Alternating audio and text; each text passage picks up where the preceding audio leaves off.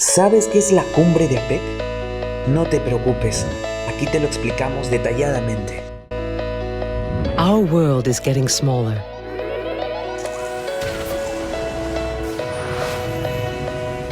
People, businesses, and economies grow closer together. At Apec, we imagine the possibilities when there is dialogue and cooperation. When diverse communities work together through trade, good things can happen. More choices for consumers, more business opportunities, more jobs, and better standards of living for all. At Apec, we make this a reality by advancing free trade for Asia-Pacific prosperity.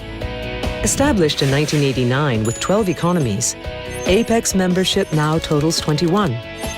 Recognizing the pace of implementation for differing levels of economic development, Apec leaders in Bogor, Indonesia committed in 1994 to achieve the goal of free and open trade and investment in the Asia-Pacific no later than 2020.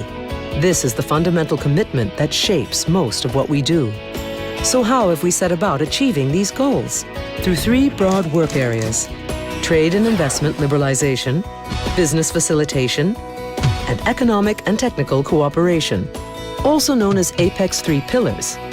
The first pillar, trade and investment liberalization, focuses on opening up markets and integrating economies in the region.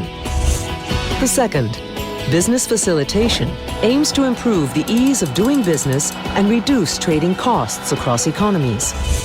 The third, economic and technical cooperation, enables businesses to take advantage of global trade in a sustainable way. Apec helps the transition towards regional economic integration by ensuring that people are well placed to gain from global trade in the long term. From helping small businesses get loans and access foreign markets, to educating youth in the use of information technology, and empowering women to play a bigger role in Apec economies. A tough challenge, sure, but consider this. There have been significant reductions in average tariffs in Apec over the past 20 years. Trade facilitation, which makes it easier, cheaper, and faster to trade across borders, has also saved businesses billions of dollars with initiatives like simplifying customs procedures and making it quicker for business people to travel with the Apec Business Travel Card. Structural reform makes doing business easier and helps ensure higher quality growth across the Apec region by promoting competition and developing stronger social safety nets. Apec's work on reducing tariffs positively impacts trade and investment and overall development. Over a span of 10 years, the GDP of many Apec economies grew dramatically. Employment increased significantly, and poverty was greatly reduced. Going beyond traditional trade and investment areas, Apec also undertakes work that reflects new regional challenges. Implementing projects that help the region reduce disruptions in the supply chain in the event of a disaster. Developing guidelines and building the capacity of economies and businesses to help them deal with pandemics.